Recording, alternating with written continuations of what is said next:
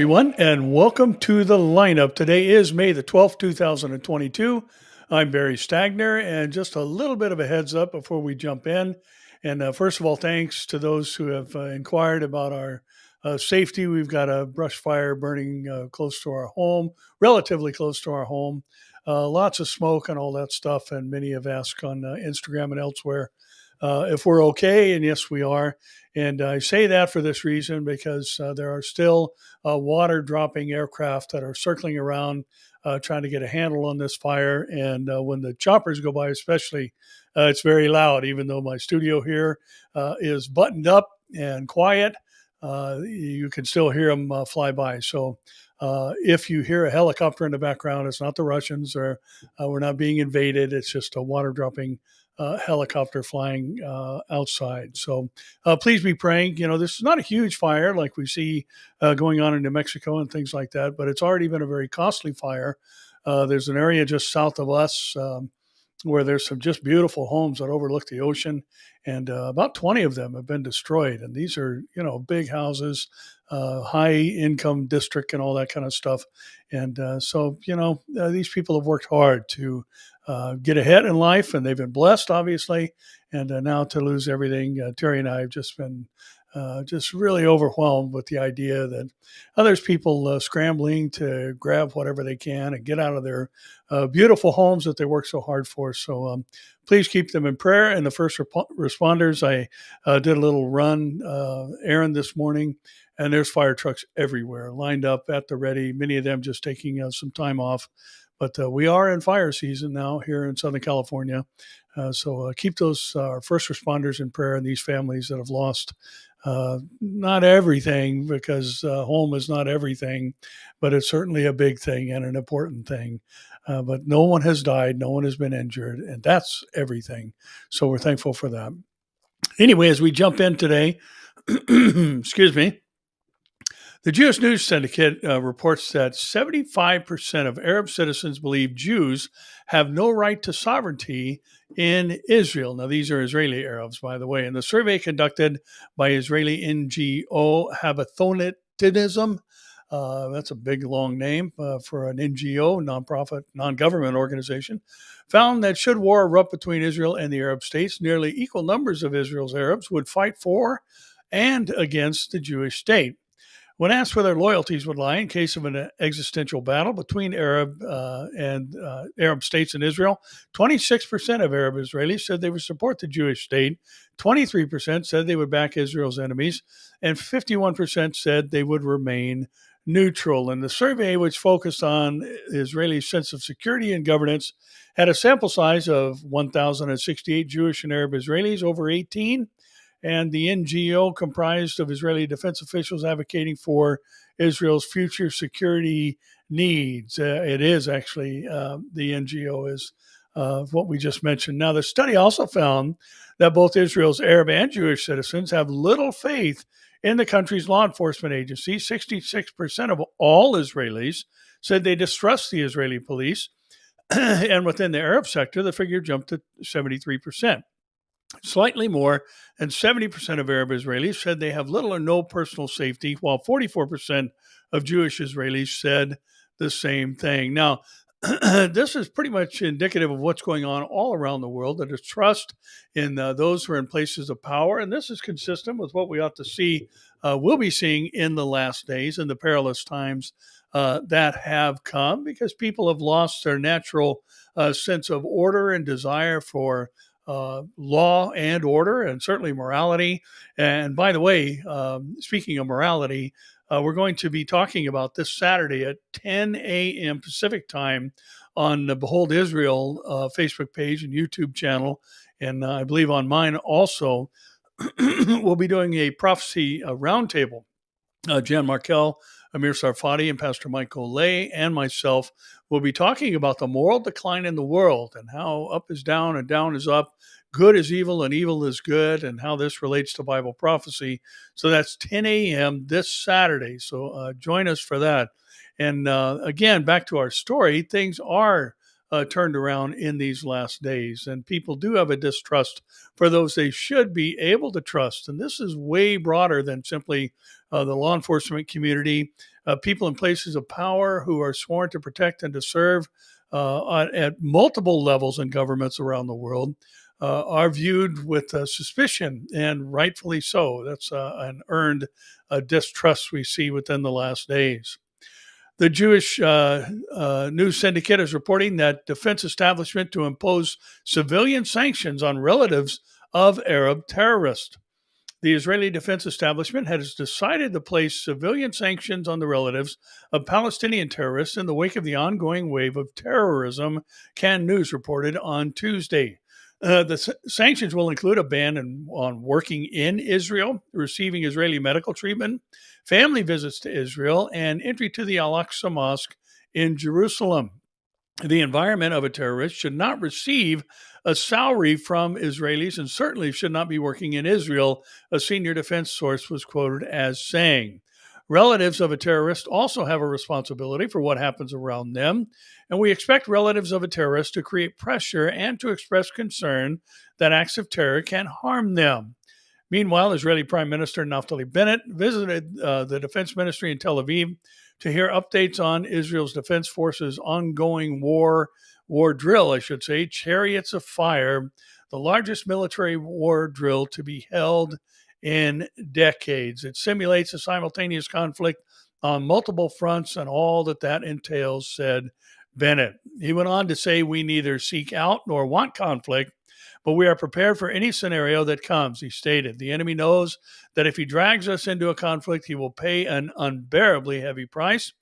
And the Israeli public needs to know that the state of Israel is stronger than all of our enemies combined, and we will always be ready for this on every point. And again, Zechariah 12:3 says all the nations of the earth are going to be gathered against Jerusalem at some point in time, and we see that mentality growing, and anti-Semitism on both the personal and political levels are rampant in our world today. And one of the things I meant to mention in our first story, especially about the Arab communities siding against Israel should a war break out. What we do know is that the Arab states are going to be the states that actually protest the invasion of Israel, as we see in the Ezekiel 38 and 39 scenario. Sheba and Dedan are representative of the modern Saudi Arabia and the Arab Gulf Peninsula and those Arab states there. So interesting to see these things taking their place in the prophetic time clock, so to speak. Excuse me again. Haven't talked a lot today, so my voice is just warming up. The Times of Israel says Jordan's foreign minister says Jerusalem holy sites are occupied Palestinian land. After Bennett's office denies deal with Amman to expand the Waqf staff on the Temple Mount, Ayman Safadi accuses Israel of impending trust work and its ability to maintain security. Amid ongoing tensions in Jerusalem, Jerusalem's foreign minister, Ayman Safadi, said on Tuesday that Israel has no sovereignty over holy sites in the city, which he said were occupied Palestinian land. Jordan ruled the West Bank and East Jerusalem from 1948 until the 1967 Six-Day War, when Israel captured the area and subsequently claimed sovereignty in the Old City and expanded Jerusalem. Jordan has long maintained that its treaties with Israel grant it custodianship over Jerusalem's Christian and Muslim holy sites. While Israel has never accepted this claim, it grants day-to-day administration of the Temple Mount to the Jordan-funded Waqf. In an interview with Jordanian Al Mamlaka TV, the top diplomat proclaimed that Israel has no sovereignty in the Al-Aqsa Mosque. It's a place of Muslim worship. Only the Jordanian Waqf has full authority over the management of the compound. And Safadi expressed hope that tensions at the holy site will soon calm down, but said that the only way is by respecting the status quo, accusing Israel of making it difficult for the Waqf to take steps in order to maintain security at the Al-Aqsa Mosque, as well as interfering with Waqf member duties. Well, the Waqf is standing by and watching them load up the Al-Aqsa Mosque and the Dome of the Rock Shrine with rocks to pelt down on Jewish citizens who have come to the wall to pray. And again, we have to remember, I think, especially as Christians, and, just our young people are being inundated with misinformation and just out and out lies about the sovereignty of the land of Israel, who was there first, and all these other things. And we have to remember that Jerusalem is not mentioned in the Quran, and the Al Aqsa Mosque is not mentioned in the Quran, and the Dome of the Rock Mosque is not mentioned in the Quran. And all the holy sites for Islam are in Saudi Arabia, along with Mecca and Medina. And the only ones that have a right by occupying the territory are the Jews. Even though the Canaanites were there first 3,500 years ago, God gave them an instruction to drive them out, because this is a land that he has given to them as an everlasting inheritance. And no Bible believing Christian should be questioning Israel's right to come back into the land, especially since it's been prophesied by Ezekiel and Jeremiah. And now we've seen this amazing fulfillment of a people scattered amongst the nations who are now brought back into the land. And instead of doing what every other culture that has been conquered and displaced from their territory has done, and that is assimilate into the cultures that held them captive, the Jews maintain their national identity. During this nearly 2,000 years of diaspora, and now upon their return to their homeland, not only do they know that they're Jews, many of them know what tribe they came from. So, and this is just miraculous, and it has to be the hand of God protecting them throughout those years and bringing them back into their homeland, where they are going to be under the pressures that the Bible foretold they would be under. Now, Times of Israel says, expert says journalist death will fuel revenge attacks no matter the explanation. And the diplomatic crisis over the death of a Palestinian American reporter is solvable eventually, but further radicalization of those hostile to Israel is already underway. There's been some 16 deaths in the last few weeks in Israel, just individuals killed by personal terror attacks.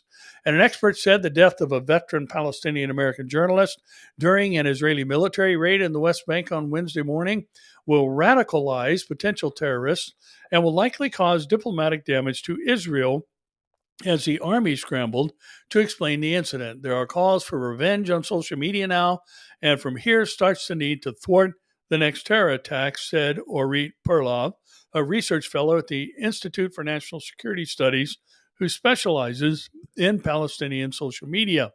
Al Jazeera correspondent Shireen Abdul Akleh, 51, was shot dead in the West Bank city of Jenin as Israeli troops clashed with armed Palestinians. Israel has been cracking down on the area since a series of deadly terror attacks, some of them carried out by Palestinians from the Jenin area. Investigations into wartime incidents can take months, and only hours have elapsed since the shooting. In the meantime, dueling videos drove the narrative about her death, and footage on social media showed Abu Akleh lying on the ground covered in blood shortly after the sound of gunshots, wearing a blue press vest and helmet, clearly identifying her as a journalist. And a young Palestinian man was seen dragging her body from the scene, and moments later she was declared dead. Israel's foreign ministry and other officials posted a video online that appeared to show an armed Palestinian man indiscriminately opening fire between the two buildings in Jenin, and said it was likely Abu Akleh was hit by a Palestinian bullet and someone's down. One person can be heard saying in the footage. Another cried out, "Soldier down," lying on the ground, the person filming said, and the claim about a soldier down was obviously false. So again, the Middle East, and particularly Israel, and certainly Jerusalem, as we mentioned a moment ago, has been dubbed a powder keg in the Middle East. And Jerusalem certainly, and the Temple Mount would be the fuse that could potentially light an explosion there. And, it's always seemingly something that we need to be paying attention to, but always right on the horizon. Any little thing could blow things up there in the Middle East and basically set things forward in a rapid fashion to the development of the fulfillment of other things related to Bible prophecy. Now, we've got another situation going on that we're all really, I think, probably sickened in our stomachs about, to see the continuation of this attack on the Ukrainians, and Russia moving into that particular area, wanting to restore Mother Russia and the glory days of Russia. And it's interesting. I was asked to do a podcast here this past week with a lady who has a podcast that reaches the East Coast, and she wanted to talk to me specifically about Ukraine and things that are happening back there. And one of the things that we discussed, and I think is worthy of mention here, is that you've got Vladimir Putin, who wants to see the glory days of Russia reestablished and Mother Russia take her place, at least in his mind, once again, of a global dominant force. There you've got Tayyip Erdogan, who has the same aspirations, only his restoration goal is that of the Ottoman Empire, over which he would be the Sultan. And then here you've got the Ayatollah Ali Khamenei in Iran, who wants to see a global caliphate established with Shia Islam in charge and in control. And then on top of that, you've got a group that are pushing for a great reset of the world and a whole economic egalitarian system where everyone has the same thing and has the same amount in their bank and is paid the same and owns nothing, and all these other communist ideals that have never, ever worked and won't work even under the Great Reset, should that happen. And so the point is that there's a mindset happening in many world leaders today that the best thing to do is to have a single source of governance over the whole planet. And this is an accepted reality.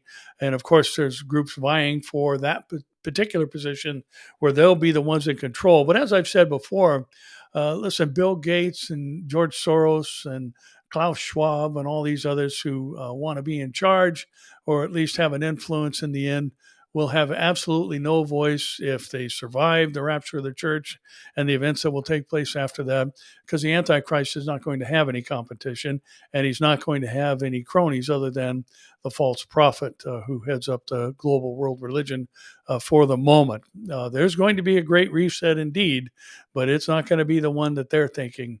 It's going to be the one that the Antichrist brings about. Listen, after the church is taken out of the way and he is allowed to rise to power by the Holy Spirit. Now, here's an interesting element of this Ukraine-Russia conflict. The Wall Street Journal is actually reporting that Ukraine stops Russian gas flowing to Europe through a key pipeline. And Ukraine reduced flows of Russian natural gas through its territory to Europe, including, and this is part of the reason for the invasion, including a new threat to the energy security of a continent already racing to sever its dependence on Russian fossil fuels. The company that runs Ukraine's pipeline network halted the flow of gas through a major entry point in the east of the country Wednesday, blaming interference by Russian troops with critical gas infrastructure. The border crossing accounts for a third of the Russian gas exports through Ukraine to Europe and feeds 3% of the European Union's overall gas consumption. Natural gas prices in Europe jumped before falling back. An increase in flows of Russian gas through a separate section of the pipeline in Ukraine-controlled territory near the city of Sumy partially offset the stoppage, limiting the rise in prices. And Europe has been shoring up its energy supplies ahead of a planned European Union-wide embargo on Russian oil being hashed out last week. And some member states, especially Germany, have also scrambled to find alternative supplies of gas amid the threat of a potential severing of exports by Moscow. Despite these moves, Europe is still heavily reliant on Russian gas, a slug of which flows through Ukraine. And that gas has kept moving since the February 24th invasion, despite the raging conflict. And again, this is important because understanding, as we've mentioned many, many times before, 60% of Russia's gross domestic product is energy-related products, including natural gas and petroleum products, much of which flows through Ukraine to get to the European markets. And as we've talked about before, because we do know that the motivation behind the Ezekiel invasion is economic in nature because of the protest of the Saudis and others of the invasion, asking the question, have you come to take plunder and booty? This obviously being archaic language for is this an economically motivated event? And of course it is. And the last thing that Russia can afford, even though they've threatened to cut them off themselves, the fact is all they're doing is driving the price up. So they may have less product reaching the market, but they're getting more per pound, so to speak, for their more return on their investment, so to speak. And the last thing they need is competition. competition specifically coming from the Leviathan gas field off the coast of Haifa, Israel, and reaching down into the European market. So, again, recognizing that the economy and these economic tensions play a part in initiating the Ezekiel war invasion gives us a good reminder that this is a big deal to consider, that Ukraine has taken this rather interesting step to mess with the Russians on this level and interrupt the flow of cash into their country. Reuters is reporting that Russia threatens to retaliate as Finland seeks NATO membership without delay. Finland said on Thursday it would apply to join NATO without delay, with Sweden expected to follow as Russia's invasion of Ukraine looks set to bring about the very expansion of the Western military alliance that Vladimir Putin aimed to prevent. The decision by the two Nordic countries to abandon the neutrality they maintained throughout the Cold War would be one of the biggest shifts in European security in decades. Moscow called Finland's announcement a direct threat to Russia and threatened retaliation, including unspecified military-technical measures. It came even as Russia's war in Ukraine was suffering another big setback, with Ukrainian forces driving Russian troops out of the region around the second largest city, Kharkiv, and the fastest Ukrainian advance since forcing Russia to withdraw from the capital and northeast more than a month ago. NATO Secretary General Jens Stoltenberg said the Finns would be warmly welcomed and a promise of a smooth and swift ascension process. And Finland and Sweden are the two biggest EU countries yet to join NATO. Finland's 800-mile border will more than double the length of the frontier between the U.S.-led alliance and Russia, putting NATO guards a few hours' drive from the northern outskirts of St. Petersburg.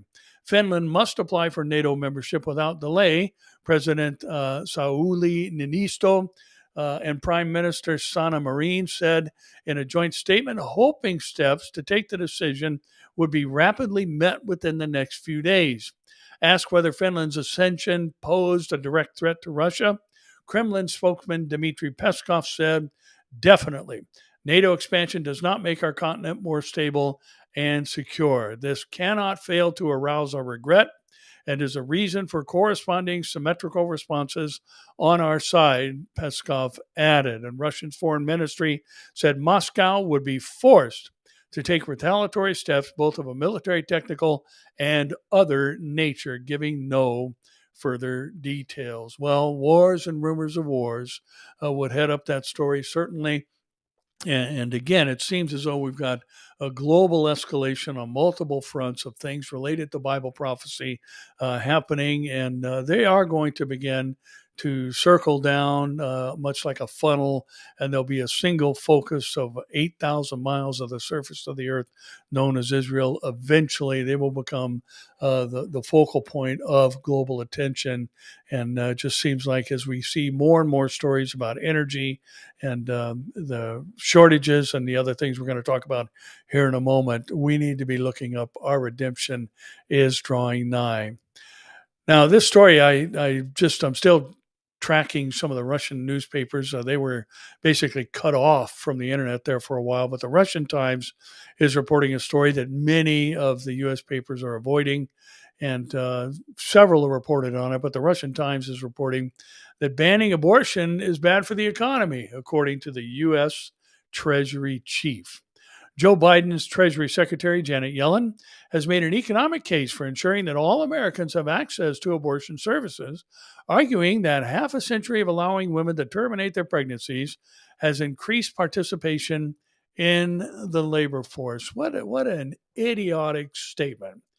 Killing people has increased participation in the labor force. So it's been good for the economy.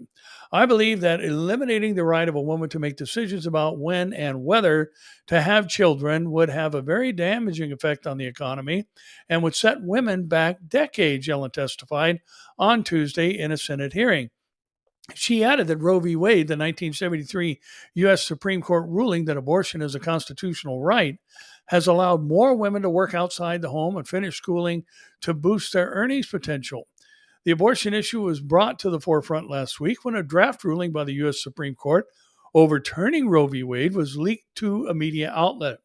The leak spurred protests, including demonstrations outside the homes of Supreme Court justices, and prompted attacks on Christian groups, such as the firebombing of a Wisconsin organization that lobbies against abortion. And U.S. Senator Tim Scott, a Republican from South Carolina, took issue with Yellen's testimony. He suggested that noting how abortion kept more women in the labor force was callous and harsh. Apparently astonished by her framing of the issue, he asked Yellen, just for clarity's sake, did you just say that ending the life of a child is good for the labor force participation rate? Yellen replied, I certainly don't mean to say what I think the effects are in a manner that's harsh. What we're talking about is whether or not women will have the ability to regulate their reproductive situation in ways that will enable them to plan their lives that are fulfilling and satisfying for them. What a bizarre thing to say. It doesn't matter how she frames it. It's just overlooking the fact that, and I made this point in a message on Sunday, and it's very, very disturbing, all the things that are going on in our world today. And we're going to be talking some about this on Saturday. Here we've got this group that's always running their mouth about trust the science, trust the science, trust the science, as we've been going through this pandemic for the last couple of years. Well, how about trust the science of what ultrasound machines have revealed? That inside a mother's womb is a baby that has emotional responses, fingernails, toenails, eyelashes, can smile, can reject or respond to food sources that its mother has eaten. It's not a blob of tissue. It's not just a clump of cells.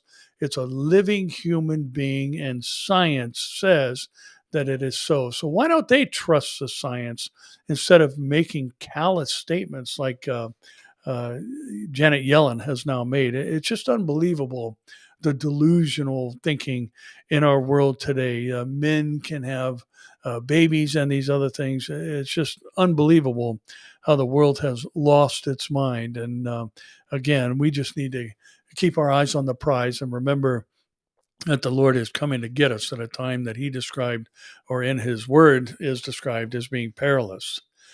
Now, the Political Insider headline reads, gas prices break record, but diesel prices will greatly affect all Americans and the world.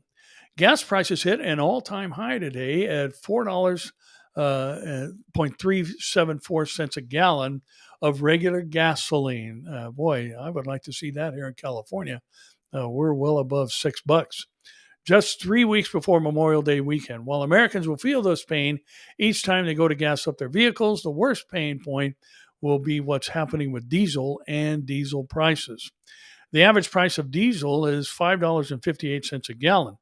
And in New York, it's reached $6.28.2 a gallon, with 86% of all the things we eat and wear coming on a truck.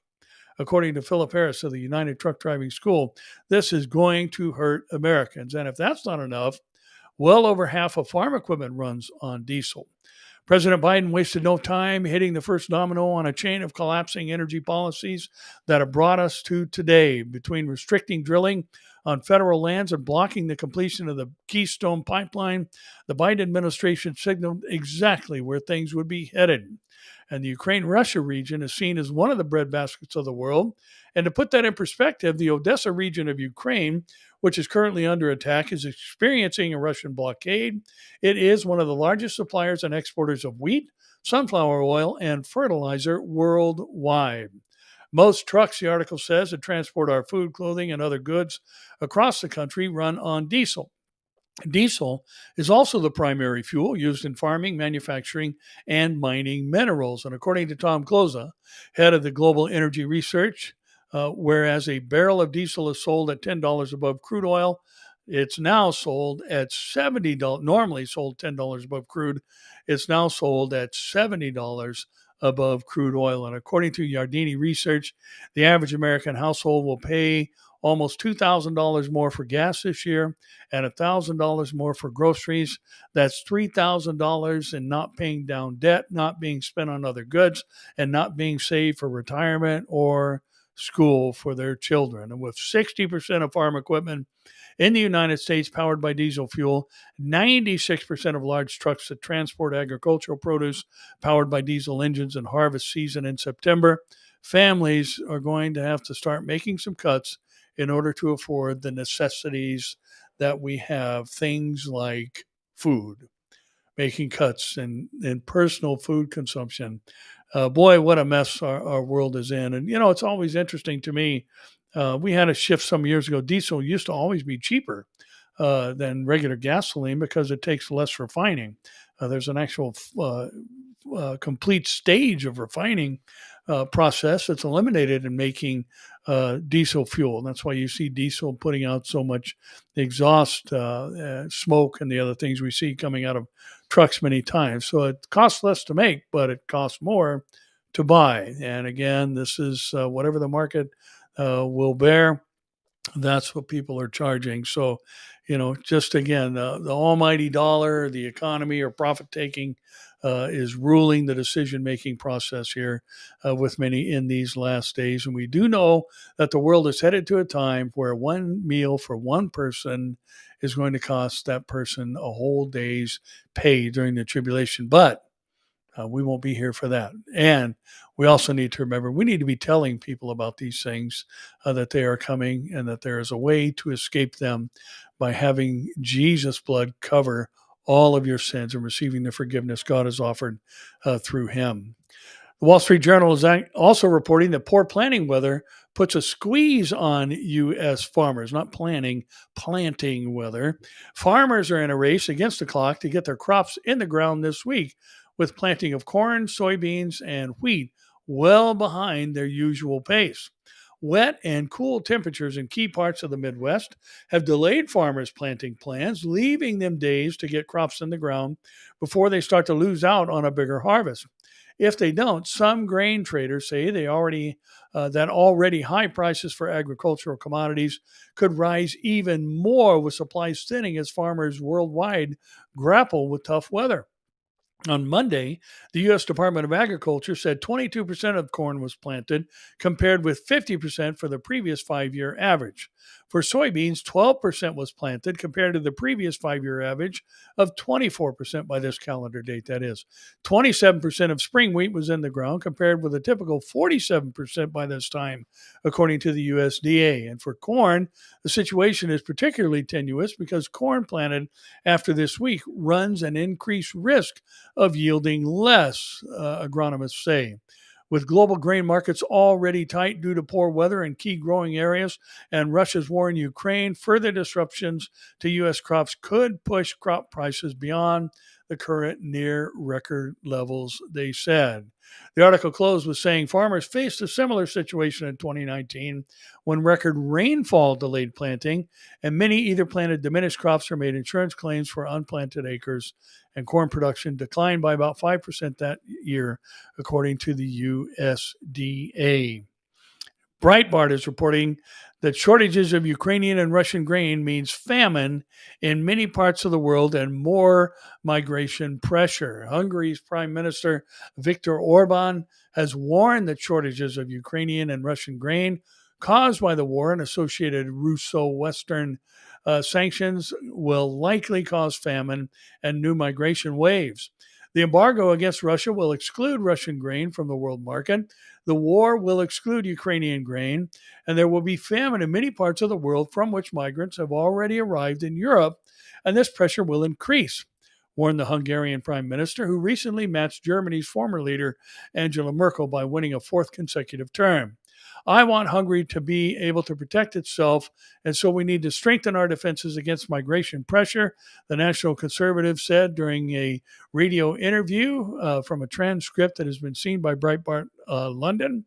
And he stressed elsewhere that Hungary, which has adopted strong border policies since the height of the migrant crisis in 2015 and 16, has still accepted 600,000 refugees, almost 700,000 from Ukraine, without any reservations, and provided the greatest amount of humanitarian aid in Hungarian history, despite what he described as the abuse of Ukraine's ethnic Hungarian minority, because they are Hungarians. And again, we see the pressures on the world food market because of, as many of these articles will like to throw out the phrase climate change and all these other things, but the natural weather patterns that some years are better for growing, some years are not. We've got a major drought going on here in California. Water levels have dropped in many of the reservoirs that feed Southern California. Its water supply. You've got these interrupted harvest cycles and planting cycles we talked about a moment ago. You've got the freezing of the ability to get product to market because of the Ukraine-Russia situation. All of this going on with the pressures in Israel rising and anti-Semitism on the rise. All these things telling us that we are at the last of the last days. And again, just an amazing time for us to be alive. And most of all, telling people about Jesus.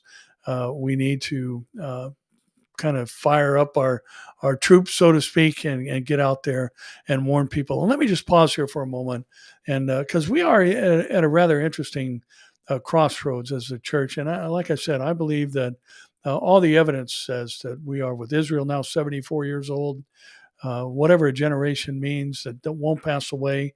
We don't know what that means. It could be 100 years, could just mean every person who was alive on May 14th, 1948 won't die before all the things in the Olivet Discourse take place. We don't know exactly what it means, but we do know we've been at it for a while with Israel back in their national homeland and now also in control of Jerusalem, which is a prophetic necessity, all of Jerusalem, that is.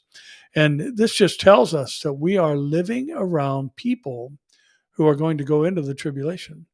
So it doesn't matter if people reject the gospel initially and don't want to hear about it from you kooky Christians. And by the way, this podcast I did the other day was for basically for a group of those who don't believe in the Bible. They're atheists and agnostic at the very least, and interesting to see, what God's going to do with that. So be praying for that.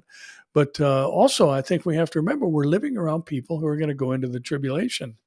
And so we need to be telling them what's coming. And if they don't want to hear about Jesus and don't want to hear about the gospel, believe me, they will rethink what you said when you tell them about what's going to happen with absolute accuracy because you got it from the Word of God. And this is one of the things I talked about the other day with this person that interviewed me, is that, we have to understand, first of all, what prophecy is. And I see things said, they're a little bit off on social media all the time. Listen, what we have to recognize is that prophecy is history stated in advance. And it's not that, God is saying, here's what I'm going to be doing in the last days in that sense that it's often presented. But what God is saying is, because I dwell outside of time, I've already seen what's going to be happening in the end, and I can foretell how I'm going to be reacting to it. And so it can't change. It won't change because God's already foreseen it and foretold it. And so all these things we see going on are going to happen exactly as the Bible has foretold. So we can be telling people there's going to be a one world government. We can be telling people there's going to be a global economic monitoring system and the prohibition on buying and selling of those who refuse to take a mark. We can be telling people there's going to be a false religion.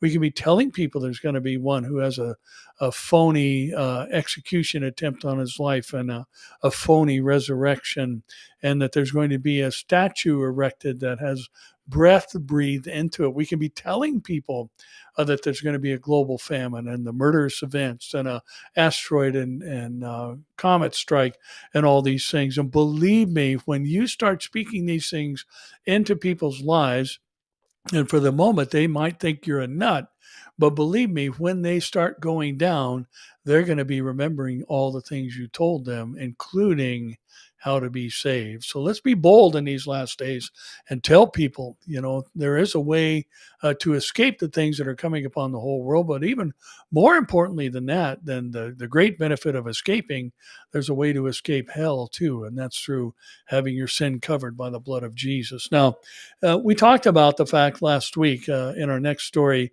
I thought this was pretty amazing that this just popped yesterday. We talked about the things going on in space and mentioned an article from space.com and how the sun and going into its cycle could potentially be more active than initially projected in its 11-year sunspot cycle and coronal mass ejection cycle that we talked about in detail a little bit last week. Well, get this. Listen to what just happened the other day. Space.com says a mixed up sunspot just fired off a huge solar flare. And scientists are keeping an eye on a sunspot that fired off an X class, that's the highest class of solar flare, while having an identity crisis, according to spaceweather.com. Amplified aurora displays are possible if a coronal mass ejection of charged particles emerges from this mixed up sunspot AR 3006, which pointed its flaring blast toward Earth on Tuesday, May 10th at 9:55 a.m. Eastern Daylight Time, or 13:55 Greenwich Mean Time.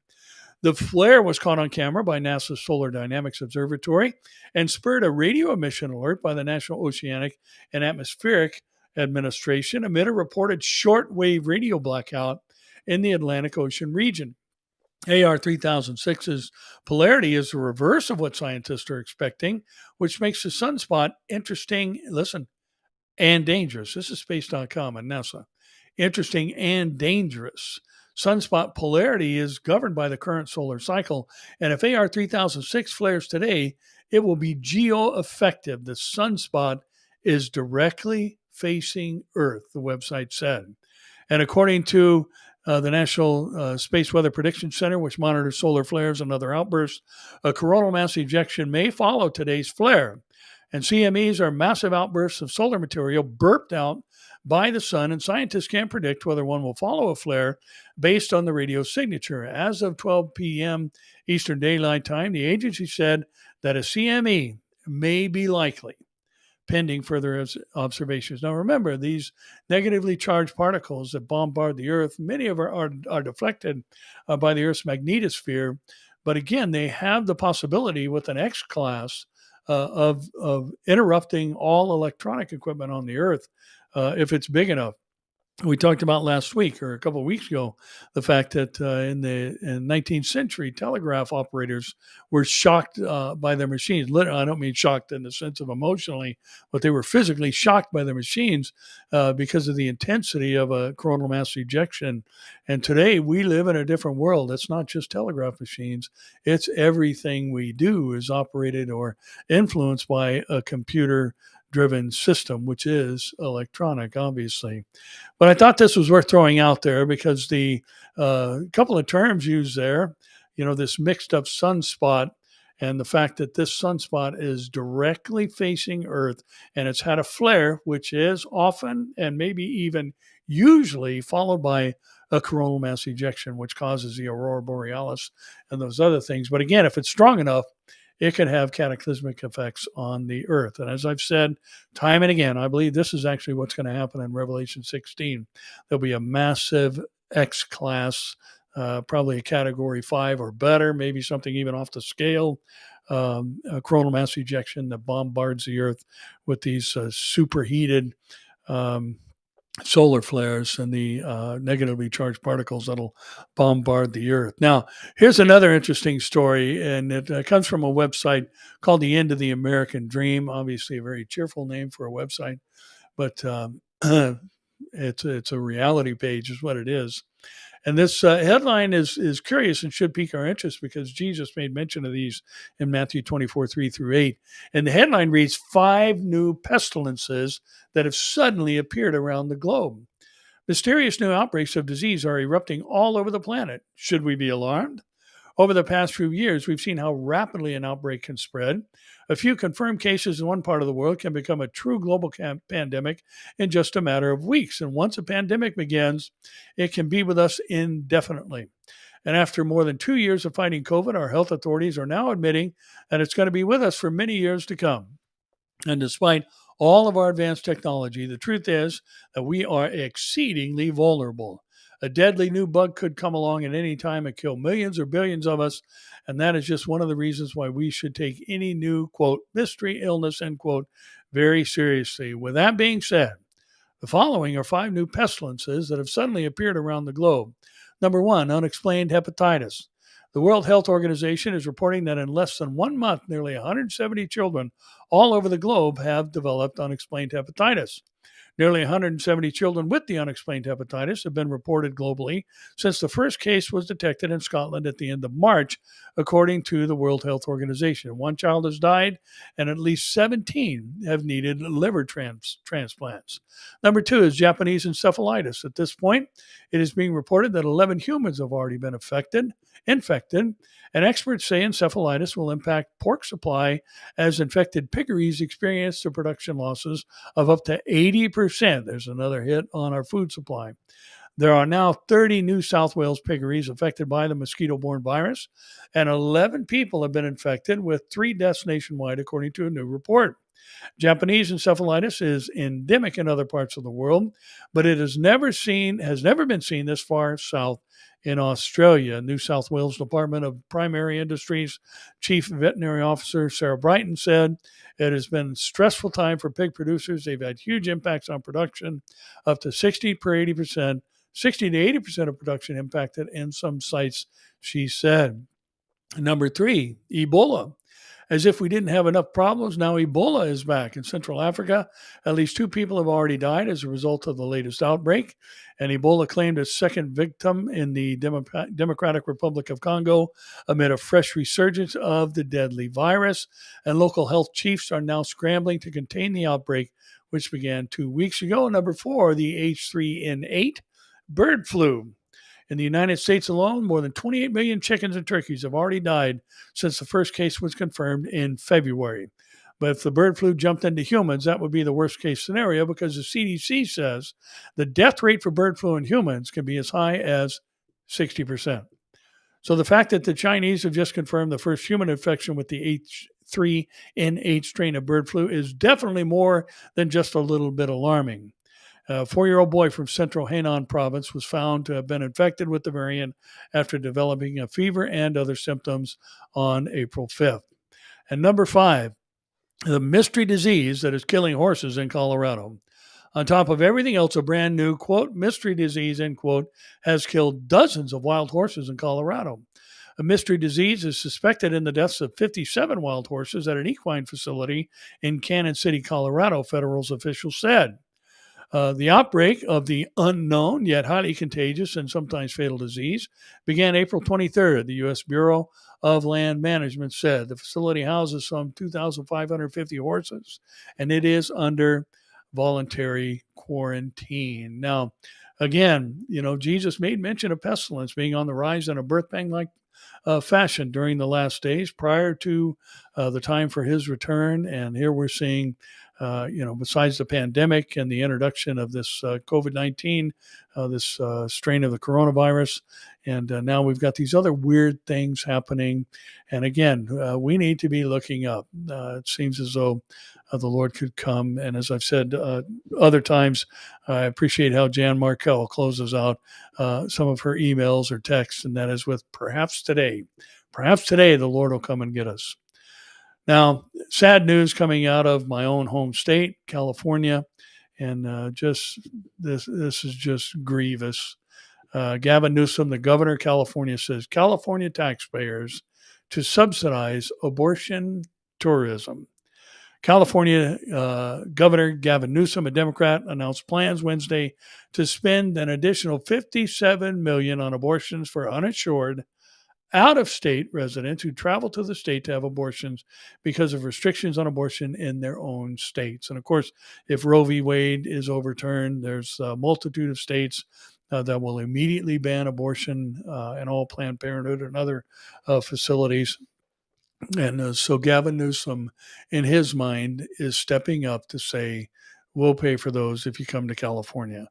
The announcement brings Newsom's proposed spending on out-of-state abortion tourism to $125 million, over and above what he proposed in January. The new spending comes ahead of an anticipated decision by the U.S. Supreme Court to overturn Roe v. Wade, the controversial 73 ruling that established a, quote, right, end quote, to abortion, and a leaked majority opinion by Justice Samuel Alito. As we've talked about multiple times, has given rise to all the problems we've been talking about. And upon the news of the probable decision, Governor Newsom vowed to build a firewall around the state to protect abortion, proposing an amendment to the state constitution granting the right to an abortion to replace the federal one. On Wednesday, he added that the state would spend on abortions for uninsured visitors, as well as on a California Reproductive Justice and Freedom Fund for pro-abortion community organizations, a reproductive rights website, and research on unmet needs for reproductive health care services. Newsom also proposed a package of business incentives to encourage companies to relocate to California and to take advantage of the state's liberal abortion laws. It's just amazing. Again, as we talked about a few minutes ago, the science today is just overwhelming. That's a living human being inside of a mother's womb. And listen, we didn't need ultrasound machines for thousands of years prior to that to understand that what happens inside a mother's womb is the supernatural growth of a human being through the means that God instituted initially at creation. And then nobody's ever doubted the fact that when a woman is pregnant, she's going to have a baby, a human baby. She's not going to have some blob of tissue or some non-living thing come out of her. And again, the science is behind us, and yet the science is ignored by the trust the science crowd over and over and over. And listen, things like this are just heinous. But it also reminds us that our God is long-suffering, unwilling that any should perish. And yes, he would even desire that people like Gavin Newsom would come to repentance with this just horrific idea that he's doing something good by killing children in the womb. Now, the Wall Street Journal is reporting that social media regulations expand globally as Elon Musk plans Twitter takeover. Countries are taking more steps to compel social media platforms to shield users from material they deem harmful through standards that could affect Twitter Inc. As Elon Musk prepares to buy the company. Canada and the UK recently introduced or are considering new rules for policing online content. They include a coming EU requirement for major platforms to conduct annual risk assessments and a new obligation in Australia to swiftly remove content, whether illegal or not, upon notice from a country's e-safety commissioner. Elon Musk cultivated close ties with Beijing to build Tesla's business in China. Now that he's buying Twitter and focusing on free speech, the Wall Street Journal says they're looking at how China has used the social media platform to promote its views and why that is raising concerns. I think we're very much of the same mind, Musk said after discussing the incoming rules with Mr. Breton at a Tesla factory in Austin, Texas. Anything that my companies can do that would be beneficial to Europe, we want to do that. And again, people are freaking out because Elon Musk has already said that he would reinstate the account of former President Donald Trump. And people don't want the conservative voice out there. So they're likening him to, controlling information like China and these other things when, the free speech has been the banner and the flag he has been waving. And interesting story to follow up, just a pair of them real quick. And the first one comes from Gateway Pundit. It's got a rather interesting headline. And the headline reads, "Insane clown and disinformation czar Nina Jankowicz wants trustworthy people like herself to be able to add context to other people's tweets." The Biden regime recently launched the Ministry of Truth Department as a part of Homeland Security. To head the ministry, they appointed a smug left-wing lunatic as their director of misinformation. The Department of Homeland Security Secretary Alejandro Mayorkas, who is supposed to be securing the border, announced that Nina Jankowicz will head up the new Ministry of Truth earlier this month. Nina Jankowicz, who has been completely wrong on most major news stories in the last 5 years, says only trustworthy people like herself should be verified on Twitter and be able to add context to other people's tweets. This lady, the article says, is such a narcissist and a clown. Well, Breitbart chimes in with this headline: Nina Jankowicz endorsed government setting speech standards and fining social media companies. Nina Jankowicz, the executive director of the Department of Homeland Security's new Disinformation Governance Board, last year endorsed the idea of the government setting minimum speech standards for content online. And Jankowicz commented on the idea during a testimony in an online safety hearing in the British Parliament in September of 2021. One British lawmaker asked Jankowicz about her opinion on setting minimum speech standards, such as banning the celebration of misogyny on the internet. Yes, she replied, endorsing the idea, and noted that the British Office of Communication could set the standards for Ofcom to be able to establish the minimum standards that would be applied to all platforms and incur fines. Would be a useful starting point, Jankowicz said, that could be based again on pre-existing terms of service. So again, as we've been talking about, controlling the narrative is essential to any totalitarian or tyrannical regime. And boy, that's where the world is headed. And what a time we live in. But aren't you glad that God has foretold us of all these things? And that's why Jesus said that day will not overtake you as a thief. John would go on to say, or Paul would say, we're not of the darkness, we're not of the night. So that these things should be surprising to us. We've been told in advance everything that's going to happen. God has foreseen it because he dwells outside of time, and he has foretold it because he knows all and has had it written down through his prophets, including men like John the Beloved in the book of Revelation. So again, we're just watching what cannot be changed unfold right before our eyes. And therefore, the end of things is at hand, as Peter said. And in 1 Peter 4, he gives some rather interesting counsel. He said, first of all, we've wasted enough of our time living as Gentiles, and for the end of all things is at hand, he went on to say. Therefore, be serious and watchful in your prayers, and above all, have a fervent love for one another, he said in 1 Peter 4:8. And this is exactly what we need to be doing in these last days. And it's a difficult time. And let me just give you a word of encouragement. I don't usually do this, but I would encourage you to go to my YouTube channel. First of all, it'd be great if you would give it a like and subscribe. That never hurt anything. But in particular, whether you do that or not, I want to encourage you to go and listen to a message there that was just posted a couple days ago from last Sunday called Amazing Love.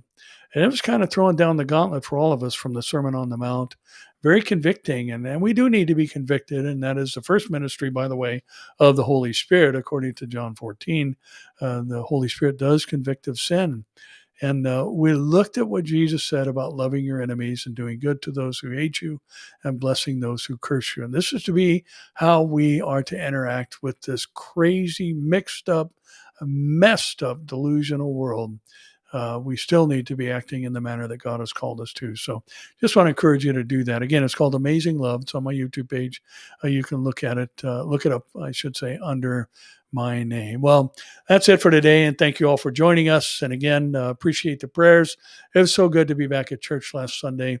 And I was pretty tired afterwards, but that's okay. Getting stronger every day. And the prayers have just been so appreciated and felt as I continue to recover. And again, my physical therapist was here yesterday, and I got the usual slow down. And I just can't. I got to get out there and get better and get stronger and get back in the mix, full speed ahead. So looking forward to being back with the church this Sunday. By the way, if you watch us online, we'll be looking at Colossians chapter 1, verse 8. We're starting a new book. Having just finished Philippians, we're now moving into Colossians, and I encourage you to join us in that if you so choose. Well, that's it for today, and I pray this has been insightful for you and maybe encouraging even in the midst of all the very discouraging news we see happening in our world today, because it all tells us Jesus is coming for us soon to take us to where he is, in his Father's house, where there are many mansions. Well, that's it for today, and again, I'm Barry Stagner, wishing you a very blessed weekend. And make sure you go to church and be a part of a fellowship and get that interaction that we all need with one another, especially as Hebrews has told us, even as we see, all the more, I should say, as we see the day approaching in Hebrews 10:25. Well, I may see you online on Sunday or maybe next Thursday, but either way, I'll see you here, there, or in the air. God bless you.